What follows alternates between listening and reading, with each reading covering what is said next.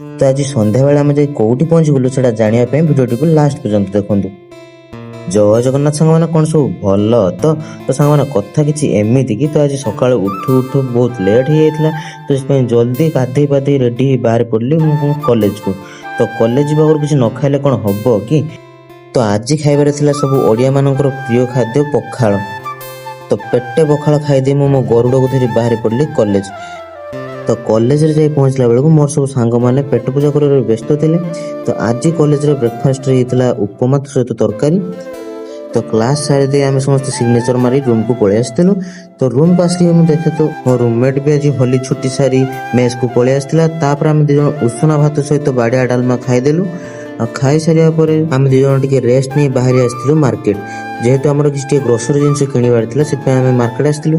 ତ ମାର୍କେଟରୁ ଯାଇ ଆମେ ଦୁଇ ଜଣ ଯାଇ ପହଞ୍ଚି ଯାଇଥିଲୁ ଜଣେ ସାଙ୍ଗଙ୍କର ନିମନ୍ତ୍ରଣରେ ତାଙ୍କ ଭଉଣୀ ବାହାଘରରେ।